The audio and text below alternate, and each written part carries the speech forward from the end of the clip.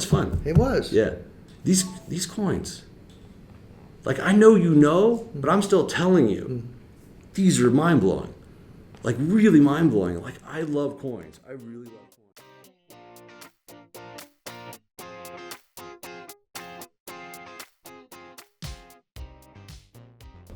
Hello everyone, this is Seth Chandler and this is Slab Lab.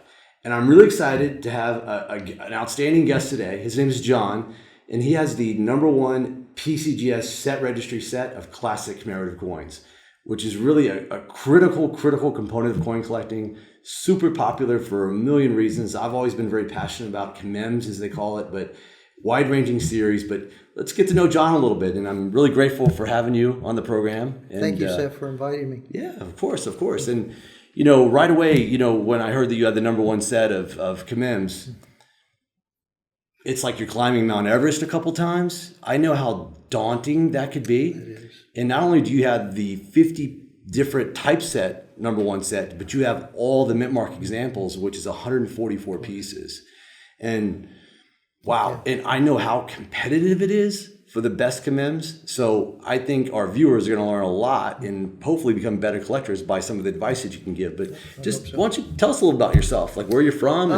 Originally from Bloomington, Illinois. Mm-hmm. Went to Illinois Wesleyan, graduated from veterinary school at the University of Illinois in 1968. But before that, I had some collecting tendencies, particularly baseball cards. Oh, really? Okay. And I was pretty heavy into the 1953 set, the 1955 Topps set, and really enjoyed that. Of course, back then I didn't care about how well the coin was. There were no slabs or anything like that, so I had those sets still. But there's certainly not any great set according to grades and that sort of thing. But I got interested in collecting, and then across the street lived a gentleman, elderly guy, who had a collection of gold coins. And I didn't know anything about coins, but he talked to me a little bit and kind of maybe planted a seed a little bit for me in the future. So that's, I had the collecting tendencies. Yeah, that's how it all starts, right? So how old were you at this time? Well, I'd have been 11 in 1953. And so I was pretty young. Okay. So you had a neighbor, he says, John, come on over, let me show you some of these gold coins. Yeah, that's right. What was it like seeing like a $20 Liberty? What kind of coins were they? They were all gold. And of course, there were no slabs. We're talking the mid 50s, and so I didn't know anything about grading. I didn't, I thought, well, gee, those are kind of pretty. Yeah. But I didn't really know about them, and he didn't. And if he explained it to me, I wouldn't have caught it. Right. Back then. But I can imagine being 11 years old and looking at $20 gold coins and holding them for the first time. You're like, whoa, this is I thought it was real. pretty heavy. Yeah, this is pretty cool. Sure, okay. Sure. So you're 11 years old, you had a little bit of exposure. How did your collecting interest kind of graduate from there? Well, it kind of, I put it on back burner when I was in veterinary school. And so it took me, and then moved out here and I started to practice. So in 1972, there was a coin corporation called First Coinvestors. Sure. And back then there were no grading. You had, gem, choice gem, or choice, and then gem coins. Sometimes a select or a superb gem, I remember. Right. Yeah, which really meant nothing. So the first coin I got from them was an Oregon Trail. And it wasn't colorful. It was just kind of blah. But I thought that's a really nice design. And I'd never seen one before. Yeah. So that's probably when I started. Their coins, of course, were overgraded and overpriced, as I found out later. But it got me started. It's interesting you bring up the Oregon Trail. That's one of my favorite sets. And my father and I, we had put together a 50-piece type collection The only subset that we built was an Oregon Trail set. Okay. Because like you said, the design's fascinating. It's gorgeous. Right. How many are there? There's 14 different? Yeah, about 14. 14 different, and some of the mintages are just a few thousand. Yes. Incredibly rare. The 39s. Yeah, and it's just the beauty of them when they get colored. They're just a lot of bang for the buck in my mind. They're a great little collection to put together. Right. So that's really how it started. I didn't do much while I was in practice, but after I sold my practice, then I had more time to devote to this. And a good friend of mine was Helen and Don Carmody. They've both passed away, but they were very good teachers. And Helen was a specialist in commemoratives, and particularly the memorabilia. That's fun. Remember that commemorative coins were not, they were minted by the government, PD&S, but they weren't distributed by the government. And so there were different people who came to the forefront to distribute these coins.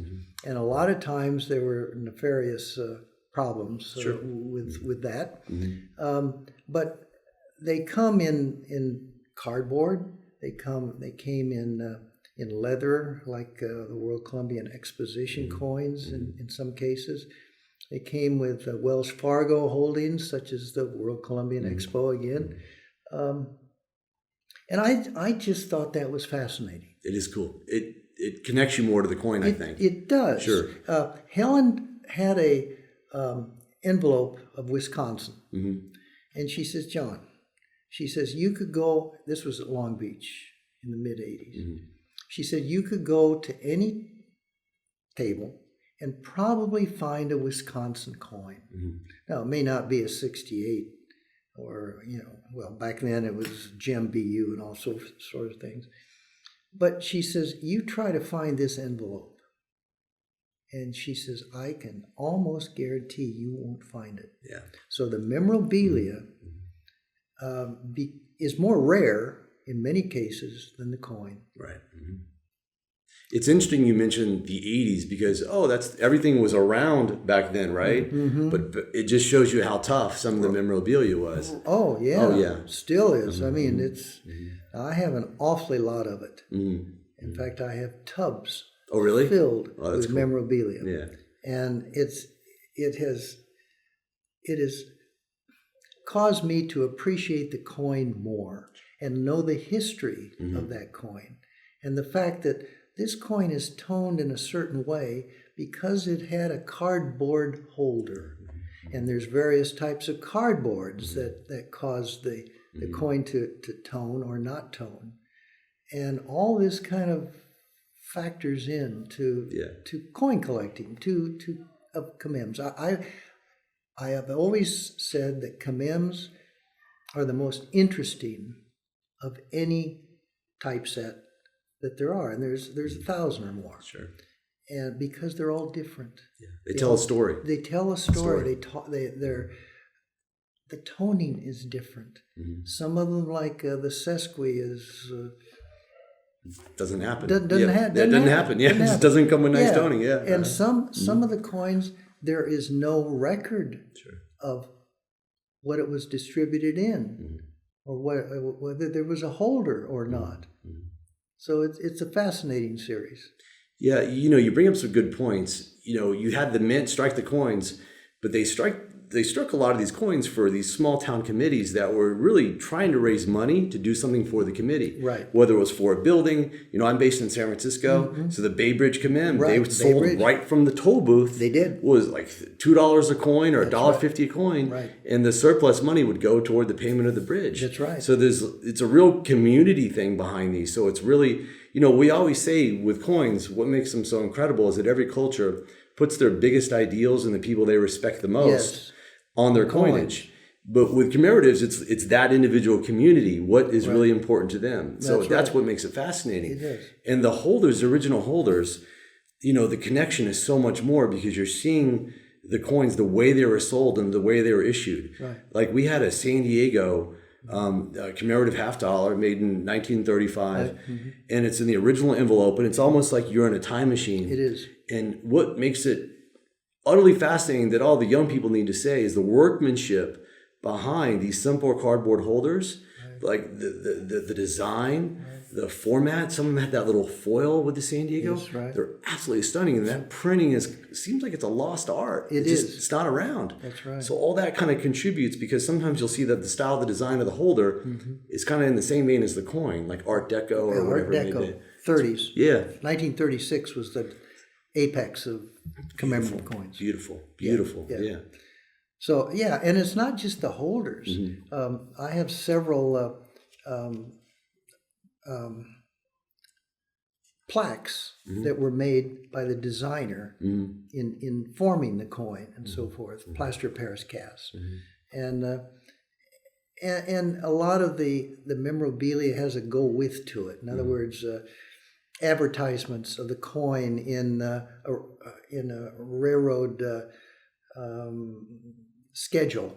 Oh, really? Folders and so Really, forth, huh? like the World Columbian Exposition. There is more. What should I say? Go with material with the World Columbian Exposition than any other. Yeah. I mean, there were 27 million people went there, and People don't realize that. Like, Right. 27 million people in 1893 showed up right. to the World's Columbian Exposition Right. Fair in Chicago. That's a lot of people. That's a lot of people. That was lot a of big people deal. Have never even heard of the World's Columbian Exposition. Yeah. But yeah, it was a major big deal. So you acquired your first organ. When did it start getting, like, you started building a set? Well, probably 2000. I bought a typeset from David Schweitz in 2005, November 2005, and maybe that's the real beginning. So you bought a 50-piece. It was 48. It was 48. almost it was almost a 50-piece set, and there were some of the nicest commems color-wise that I have ever seen in that set, and back then, you know, a lot of people didn't realize how important toning was, and there are even collectors today that collect only white coins, and I think that's a huge mistake. Why so? Well, because a lot of the white coins, you know, if they're white, they weren't in the cardboard holders very long. Sure. So, and a lot of the white coins don't have the luster that they might have had. And so they're dull. And I've always said that there's many coins that I have purchased that I thought, you know what, I think I paid too much. But the thing is that if I paid too much, then who I sell it to is going to see that beauty in the coin, and he's going to pay too much. So, but anyway, I think toned coins are my passion, and I think that's really the way to go. Don't buy any coin because it's cheap. Oh yeah, never. There's no such thing as a good deal. Never do that because you're going to lose. Yes. And that's very good advice. I want people to really hear that from a seasoned collector. You've got to buy the very best coin that you can afford. Couldn't agree with you more. I mean, that's exactly it. Right, because if you buy the cheap coins and you learn over the years, you'll learn that that's a cheap coin. Yeah. And you'll find coins of that same variety that are much prettier and much more expensive.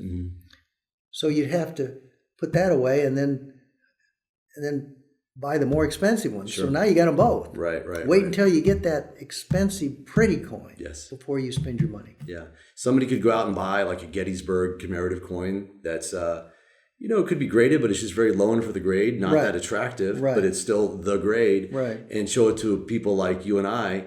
And, I'm pretty frank. I'm going to be like, it's ugly. No, it's gross. And you're more gentlemanly than me, and you might say, there's better out there. But, Right.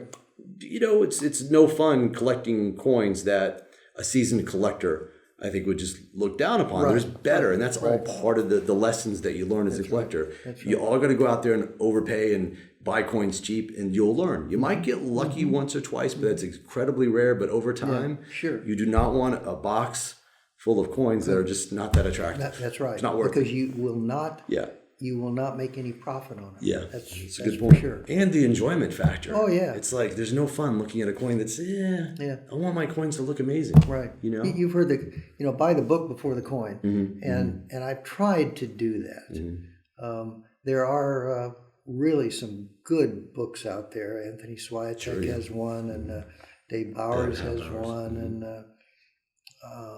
I forget, but there are really good books, and some that are maybe in the works now. Sure. We'll see. Yeah. But those are always helpful because they have the best coins pictured if they're in color. Yeah, and that brings up another point. It's great to I go to PCGS CoinFacts daily. Oh, yes. And if you go to you'll see a lot of your coins, but if Right. you go to whatever commemorative half that you want to see, click on it and you'll see one of the best examples ever. And the imaging they do on TrueViews is unbelievable. It is really good. Yeah, that'll give everybody a good sense for what great toning is if you look at some of the best coins that are out there. Right. So one thing I've noticed about how you've approached your collection is you started out with a bang in 2000. You bought a 48-piece set, Yes. a really high-end set. Yes. So how did you go from there to where you are today? Were you like, I want to continually upgrade my collection. I want to expand it to the 144-piece set. And just so everyone's very clear, for example, the Oregon Trail, that makes up the 50-piece typeset if you just get one of the particular design. But the Oregon Trail, they made 14 different issues, so at different years and different mint marks. So that's what the 144-piece set is.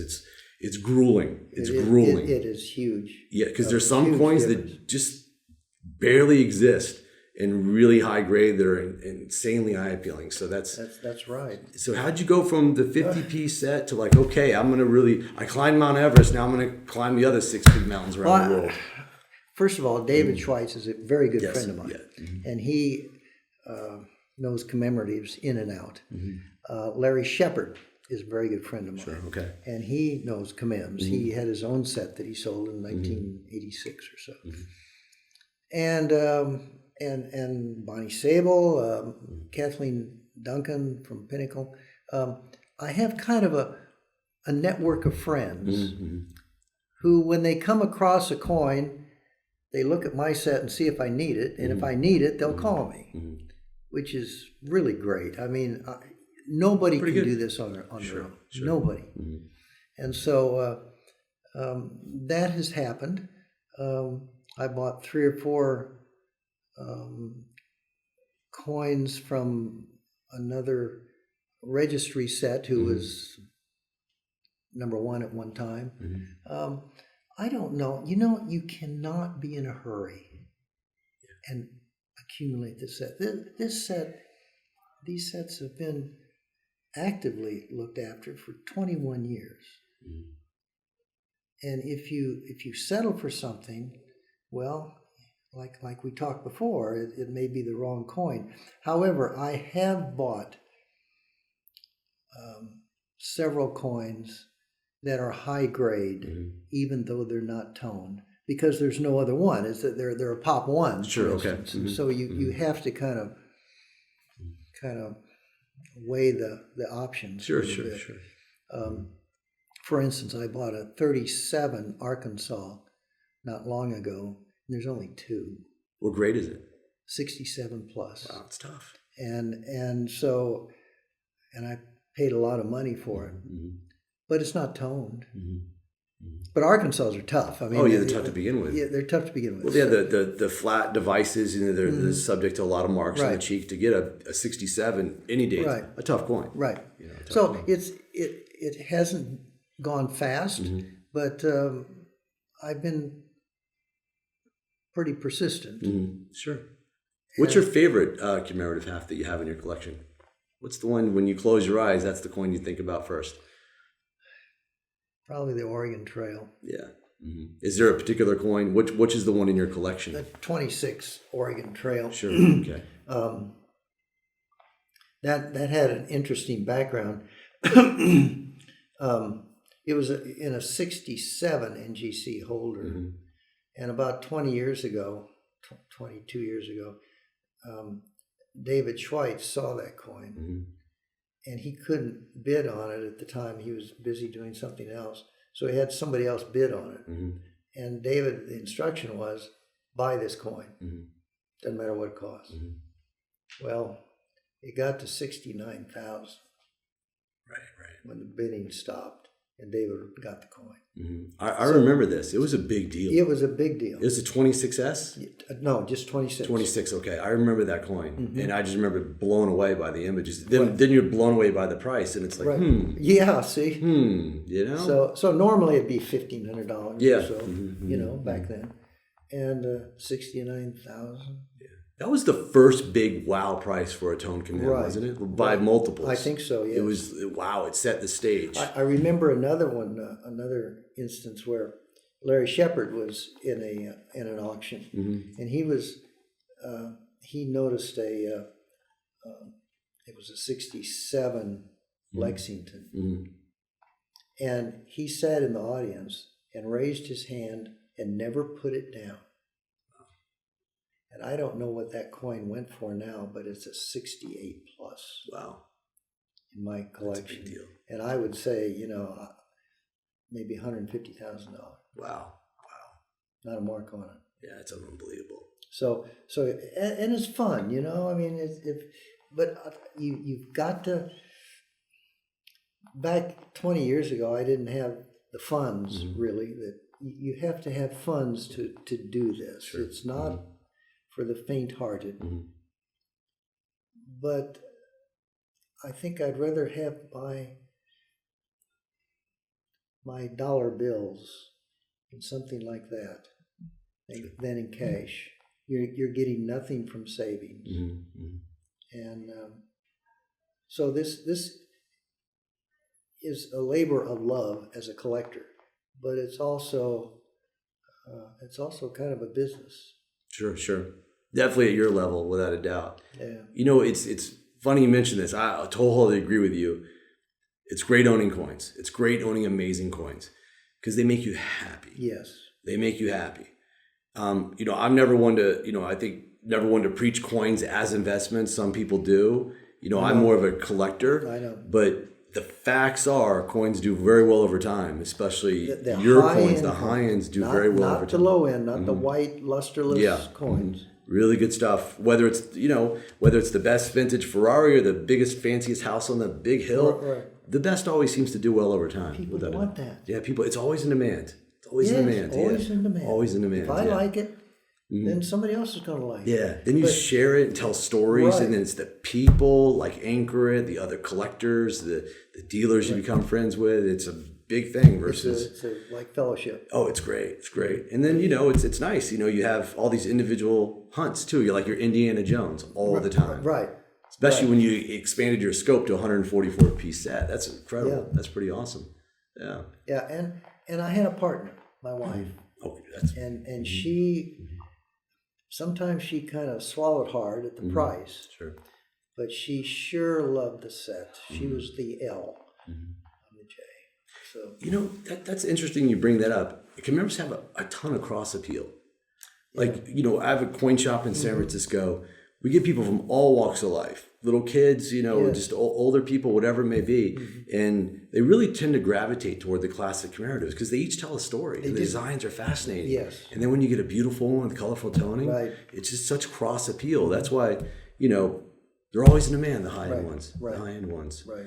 So I remember, you know, when I was a kid in the late 80s, commems were a lot more expensive. I always like to tell people. They were. Yeah, like, you know, a nice, you know, PCGS graded MS65, Oregon Trail, I feel like was an $800 coin. I always tell people they got cut in half, and they got cut in half again. And they're almost like 25 cents on the dollar in some cases. In my mind, that's just an incredible buying opportunity. I mean, you could buy amazing coins that were in the 80s were 3 to 4 times the amount. But remember, the ones that dropped the most were not the high end. Or the yucky ones. They were the yucky ones. Yeah. And so you're right. I bought quite a few coins in the early 90s that I kept for 30 some years and decided, you know what, I don't really need these. And I sold them and I took a loss. So that will happen. I mean, everything that you can invest in has its ups and downs. Sure. It all has risk. Everything. In the end, you're paying thousands of dollars for a coin that has its face value of 50 cents. Right. And a melt value of, $10. Yeah. What about crypto, Sure, yeah. Up to Bitcoin up to 64,000 and now it's down to 40. Sure. And by the time this is published, it could be 200,000 or $2. Who knows? It's but the risk is there. But you have to take a little bit of a risk, but you try to minimize that risk by knowledge. Sure. Okay. So what advice would you give to collectors that want to enjoy commemorative has, but they just don't have the budget to go after the finest known, but want to dip their toe in the water? How should they get started? And what are some obtainable goals do you think that a collector of any means could pursue commemoratives? Well, that's a good question. You have to figure your budget, I guess. Yeah, that's the first thing. And you have to buy the best. If you have 10 coins, say you have $10,000, and you have 10 coins, but they're white and all this kind of stuff, or you have one coin that is worth $10,000, or the price is $10,000, that is a fairly high grade but toned. I'd forget about these 10 over here, and I get this one over here. I agree with you. Yeah. I brought a few coins with me. Okay, great. One of them is a sesqui, graded 63. Now, if you look that up on CoinFacts, it's worth about $125. Now, sesquis, as we mentioned, are not toned, noted for their toned coins. They're usually kind of washed out, whitish. Sure. Even this, I've got the top grade is only 66 plus. And it's certainly not my favorite coin, but I had to have it for the grade. But I bought one a couple weeks ago and paid $4,650 for it in a 63. And you have never seen color like this. Oh, I'm excited to see that coin for sure. It's a PCGS 63. Sure. And so anyway, I can... Oh, that'd be great. I can get it for you. Sure, absolutely. So John has brought with him a few of his favorite commems and I guess most educational. Really excited to see these. So go ahead and tell us about some of your favorite. Well, this is the sesqui. And like I said, it's usually pretty dull and pretty flat and not very pretty. But this one is lusterful and it's got all kinds of toning. And it's oh my God. It's only a 63. Oh Lord. But, Lord have mercy. This is incredible. Sesquis don't come like this. No, they don't. Wow, that is unbelievable. That is gorgeous. Wow. We have this expression on Slab Lab. It's coins that slap Seth in the face twice. Not once, but twice. Twice, yeah, twice. That's right. So how do you think this coin acquired this type of toning? That's a good question. I'm not aware of any cardboard holder for the sesqui. And maybe they put it in one for the Iowa or one for Oregon Trail. Yeah. They put them in together in one holder. Somebody just made a decision. They grabbed whatever they had around them. It could have been a non-collector. That's right. And put it in a different type of cardboard, just wrapped it in cardboard or a little cloth bag. Anything could happen. Cotton, Wow. It's a freak of Mother Nature right there. Yeah. Okay. Yeah. That's awesome. So again, I paid way up for that. Sure. And it's not necessary for my collection because I've got a 66 plus, which is the collection.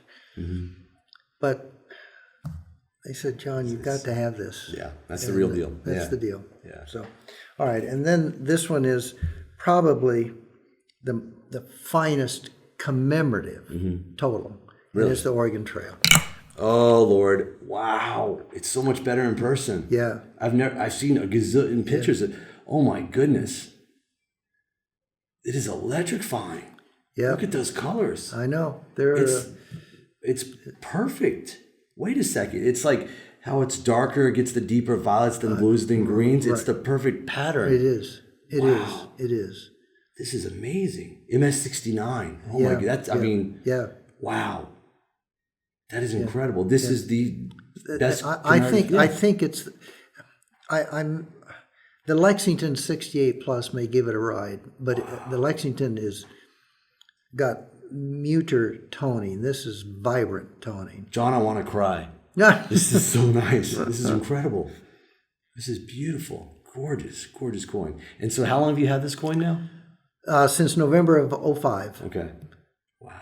It's just, I could not have, like you see the pictures, you see the true view, right, and you're like, wow, it's nothing compared to anything. I can remember after I got it from David Schweitz, I was going to several, well, it was at Long Beach, and so I was stopping at all the tables and everything.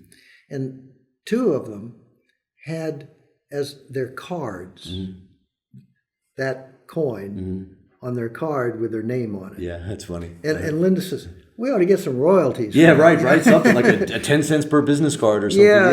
It was kind of funny, but anyway. Wow. This is I don't want to give it back. I just want to hold it for a while. Yeah, this is incredible. Wow. That's a beautiful coin. Well, there's a Texas. Okay. Now, Texas can come beautiful. That is stunning. Look at that violet, the way that navy blue is. I know. There are multiple unique colors. That is like fiery. Yeah. It's like a fire orange, a fire red, and then it's got the coppery kind of grayish golden tone. Right. But that whole navy blue violet, that is incredible. How do you think this coin acquired this toning? Again, just I don't know. Unique Mother Nature environment, humidity, combination. Because I got all three of them, PD and S, and they're all the same. Oh, really? The whole set? The whole set. Okay. And yeah. Wow, that's incredible. Wow. And now this is a Maryland. Now Marylands do not come pretty. Oh my goodness. But that is multicolored, both sides. That is amazing. And it's different than you see the normal Maryland. Marylands are usually very muted, not silvery vibrant. Gray. Yeah. And because the pebbly surfaces, it doesn't throw off a lot. Versus with these colors and this luster, it just throws. That's right. It's like these lights. This is that's what's different about commems. There are some, just like you said, there are some that are struck really well, and then there's some that are struck flat, like the Monroe, for instance, extremely flat, kind of an ugly coin. But you know what? It's all part of the series. It's all. It's like, a lot of people can relate to Morgan dollars. The 79S's and 80S's and 81S's. Right. Chili's become really phenomenal. Yeah. It's like the peak years for making business strikes of Morgan dollars. Right. And, some commems just kind of come out that way. They do. They were really They do.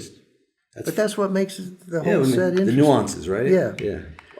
This Booker T. Washington, Booker T's are usually not real colorful except for the 46 PD and S. They can be very colorful. This was in an auction about 10 years ago, and Larry Shepard called me up, and he says, "John, these are the most fantastically colored Booker T's I've ever seen," and they were 66 star, all three of them, NGC, and he said, "John, you just have to have it. You've got the best colorful set, so you've got to have these." So anyway, we put them back through, and that one is a 67 plus. It's very deservedly so. This is an unbelievable coin. So why do you think just the 46s come with nicer toning than the rest of the set? Is it I think it was the holders. The holder for 46 was different than for 54, 53, 52, 51. Well, not Booker T. That's wrong. Since 51, last year, 50, 49, and so on. This is beautiful. That's a boon, a 69 boon. Arkansas? Yeah, this is the Arkansas. Oh, the Arkansas. I'm sorry, the boon is down here. This is the Arkansas Yeah, you that's were telling Arkansas. about earlier. Yeah, 67 plus, and it's incredibly colorful for an Arkansas. That's gorgeous. Really gorgeous. It's amazing how silver coins can look like this. This is like there's A plus, there's A minus, A, then A plus. This is a different planet. It is. It's a completely different planet. It is. And you really don't know till you see it in hand. You can't. You can get a good perspective from great pictures, but a coin in hand doesn't capture how the luster, the design radiates in light. Right. It's just completely different. That's right. And PCGS does such a good job with these newer holders, how you can really see the coin, the edges. Yes. The plastic is very clear. It allows the coin to really pop. It does. That's a gorgeous coin. Yeah. Arkansas, Booker T, Washington Carver, years ago were thought of as the hardest commems to obtain. Yeah. And Wow, that's just still that's the case, I think. This is oh wow, the only 69 boon, but the color on the reverse is tremendous. I wish it were on both sides, but you take what you can get. Sometimes it's on one side, not both. Wow, that is crazy. It's perfect. Yeah. So, John, it really changes things that you brought your coins. When you hear the fancy title and you hear the 20 plus years it took you to do this, you still do not have an expectation of what the coins will look like, and it's better than what you think. It really is. It really is. Yeah, it really is. Yes, of the 144, I need 11. In other words, the 11 there's at least one coin better than what I have. But the rest of them are either pop ones, which is 30-some. Wow. Yeah, 30-something pop ones. Finest knowns. Yes. That's incredible. Yes. Or they're tied for pop one. That's incredible. Unimprovable, yeah. Yeah. So I'm still looking. And you know what? The hunt is very important. Yeah. I don't know. It gives you confidence. It gives you a reason to continue. When I get, or if I get, or lucky enough to get all 144, perfect set, I don't know how I'll feel. Yeah. The end of the journey, right? End of the journey. Yeah. Now the 50 coin set is a perfect set. There's none higher in the 50. That's great. Wow. So you've given a lot of great advice to collectors on this. There's going to be thousands of people that watch this and that are really, for the most part, really into coins. So what's your last big parting advice that you would just hope that every collector out there, doesn't matter their skill set, whether they're beginning or advanced, what's the parting words you would like for them to understand about coin collecting that you would give them? Well, probably get some good advice. Yeah. There's a lot of dealers that are very knowledgeable on commems. Then there's some that are not. You kind of have to pick the ones that you feel are most knowledgeable. Read up on them. Buy a SWI textbook. I don't think Bowers is in print anymore. Yeah, you could probably find it on eBay though or something. You could find it on eBay, but learn a lot. And if you see a really coin that you think is really pretty, then try to buy it. Don't settle for just anything to fill the hole in your set. Do the best you can at the beginning because you'll be buying less coins. Yeah, it's great advice. It really is good advice. I like your first component. I think that's probably one of the most understood things that collectors really overlook.